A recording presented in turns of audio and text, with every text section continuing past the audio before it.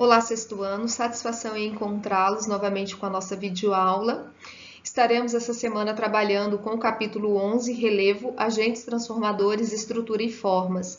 Então, vamos dar continuidade a este capítulo a partir da página 165, onde na videoaula a professora estará explicando o conteúdo, o movimento das placas tectônicas na criação de novos relevos.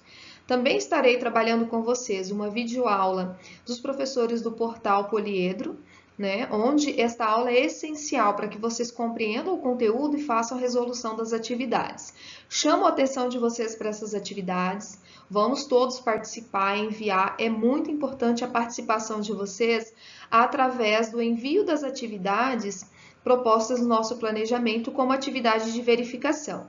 Estarei à disposição de vocês na segunda e na terça-feira para tirar as possíveis dúvidas. O nosso principal vínculo de contato fica sendo o Classroom, o G Suite, o Google Suite. Porém, tendo dúvida, pode me mandar também através do WhatsApp. Quero lembrar vocês que amanhã à tarde, a partir das 13 horas, a professora estará em aula com as turmas do Ensino Fundamental 1. Então, eu não vou estar à disposição amanhã à tarde. Caso vocês tenham alguma dúvida, entre em contato de manhã ou eu estarei retornando somente na terça-feira, porque agora estarei em aulas no período da tarde, a partir das 13 horas, ok? Então, qualquer dúvida envia de manhã. Caso a professora não consiga resolver de manhã, ela dá o retorno no próximo dia, na terça-feira, no período da manhã. Um abraço a todos, uma ótima e abençoada semana. Os movimentos das placas tectônicas na criação de novos relevos. Bom, nós ainda estamos trabalhando com as forças tectônicas que ocorrem no interior da Terra. Vamos retomar algumas questões que nós já trabalhamos na aula passada. Os agentes internos também são chamados de endógenos. Esses movimentos internos são aqueles que ocorrem no interior da Terra. Eles vão ocorrer, então, no interior da Terra até a placa tectônica. São os movimentos do interior até a placa tectônicas. Até as placas tectônicas. Todos esses movimentos são chamados de movimentos tectônicos. Os agentes internos contribuem para a alteração da superfície do planeta, fazem as placas da litosfera se movimentar. Essas placas da litosfera, como nós já estudamos também na aula passada, elas são as placas tectônicas que compõem a estrutura da Terra, a estrutura externa, Então, nós vamos ter essas placas tectônicas que formam a camada externa da Terra, que são essas placas da litosfera mencionadas aqui no nosso texto. Esta força produz abalos sísmicos, vulcanismo e mudanças no relevo. Então, todo movimento tectônico, toda força tectônica, ela vai ocasionar abalos sísmicos, vulcanismo e mudanças no relevo. As mudanças no relevo é o que nós podemos perceber na parte superficial da estrutura da Terra. A partir desses movimentos tectônicos, podemos identificar duas formações no relevo, nessa parte externa, a partir da movimentação das placas tectônicas. São elas os dobramentos e os falhamentos que nós vamos estudar na nossa videoaula. Temos aqui um exemplo à direita do nosso slide, já de dobras visíveis no nosso relevo a partir dos dobramentos modernos. Dobramentos. Os dobramentos eles ocorrem quando nós temos o choque entre duas placas tectônicas frente a frente.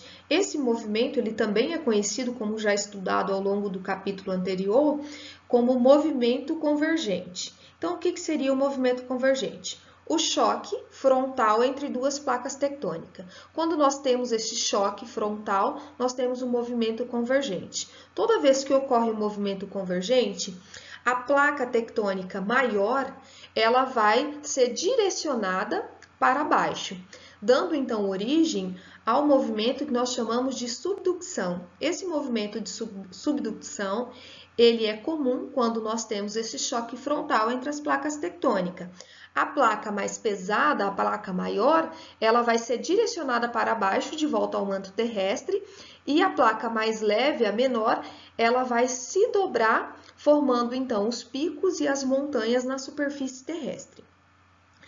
Nós temos então direcionado para baixo a placa mais pesada de volta ao manto terrestre, que vai caracterizar o movimento chamado de subducção.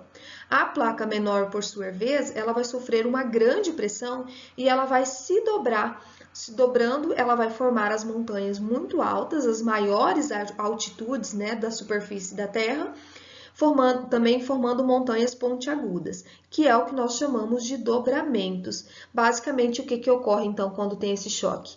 Uma placa vai ser direcionada para baixo, voltando ao manto da Terra, no movimento de subducção, e a outra ela vai se dobrar, que caracteriza o movimento de dobramentos modernos. Como nós podemos observar nesta imagem, nós temos aqui as duas placas tectônicas, né, na camada da litosfera, na superfície da Terra, onde nós temos a placa 1, que corresponde aqui à crosta oceânica, a placa maior, de maior peso, que foi direcionada no movimento de subducção para baixo, voltando ao manto da Terra.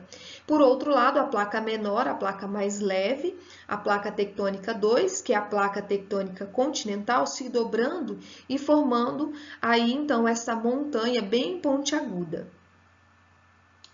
Dobramentos modernos. Bom, nós já aprendemos que os dobramentos modernos, eles vão ser ocasionados aí a partir de movimentos endógenos, aqueles que ocorrem no interior da Terra, caracterizados como movimentos tectônicos. Esses movimentos tectônicos vão formar os dobramentos modernos. Os dobramentos modernos, eles vão ser áreas de intenso relevo, onde nós vamos ter as maiores altitudes, onde nós vamos ter as montanhas com os picos pontiagudos.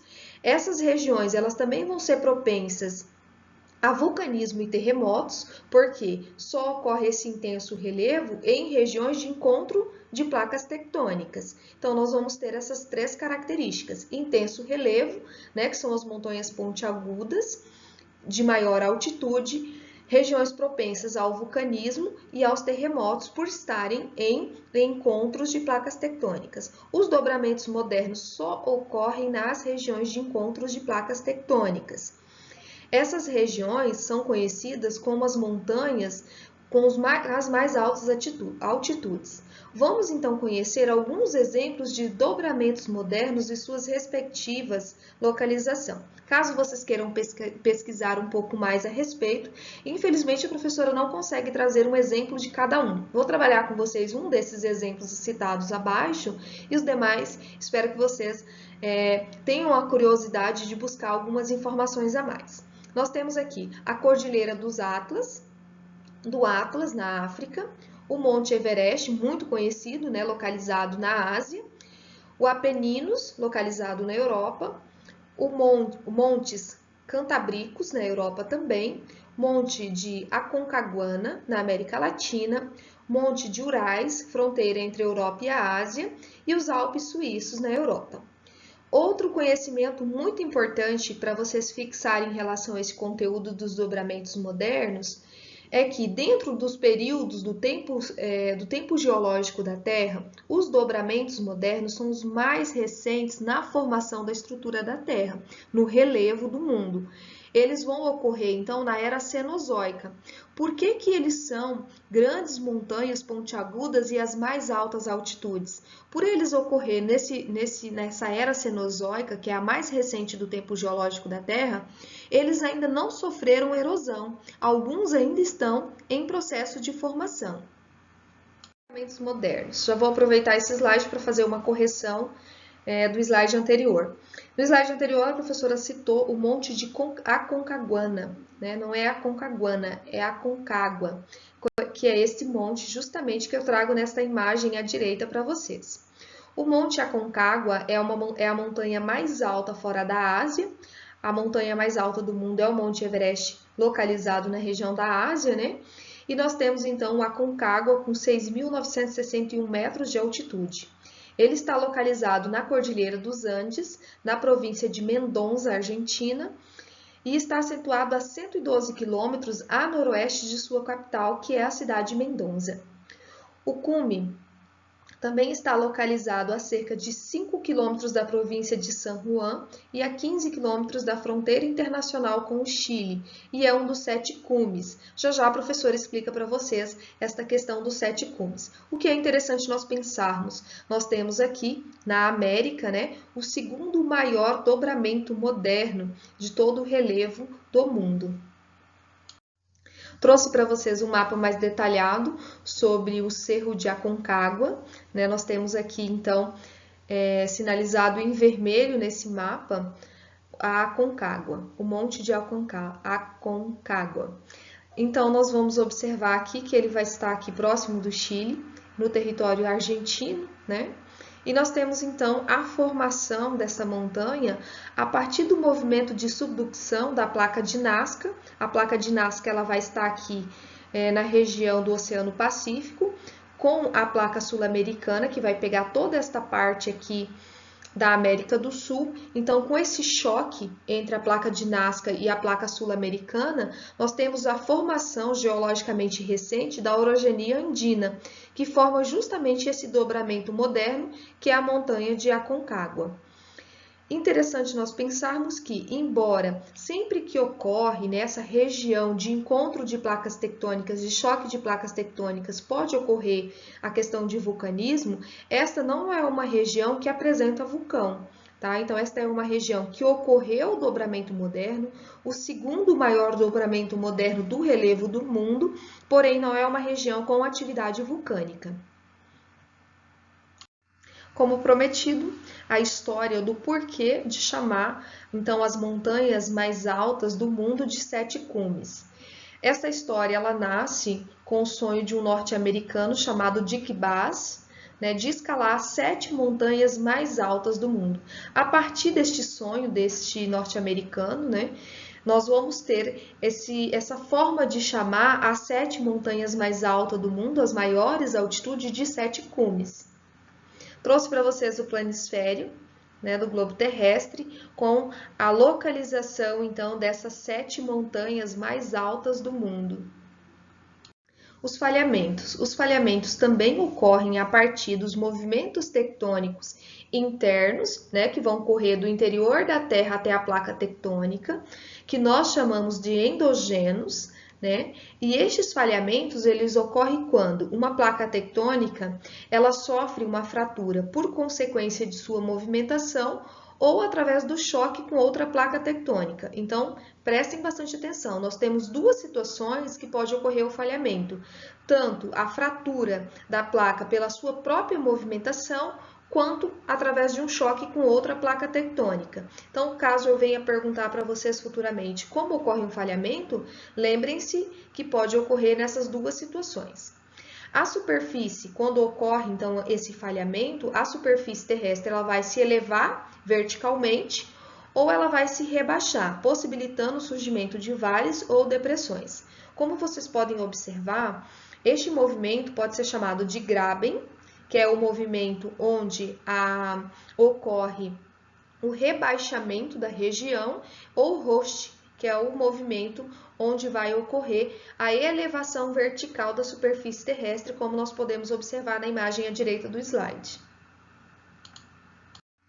Temos aqui dois exemplos de falhamentos. O primeiro, chamado a falha alpina, ela atravessa toda a extensão do território da ilha e marca o limite entre a placa indo-australiana e a do Pacífico. Duas enormes placas tectônicas que deslizam lado a lado aí durante toda a sua formação do tempo geológico. Esse primeiro exemplo, vocês vão observar que nós vamos ter um falhamento que vai rebaixar, né, como vocês podem observar nesta imagem, e ela vai ocorrer no encontro de duas placas tectônicas. Ela foi originada a partir do atrito entre duas placas tectônicas. No segundo exemplo, nós vamos ter um falhamento originado aí no território brasileiro, a Serra do Mar. É um exemplo da estrutura originada por falhamento. Essa estrutura que forma esse falhamento, eu trouxe esta imagem justamente porque ela traz a superfície, que vocês podem observar aqui a Serra do Mar, nesta primeira imagem. Na segunda imagem, nós vamos ver o falhamento que forma o Vale do Paraíba. Aqui nós temos um falhamento que ocorreu no meio da placa tectônica.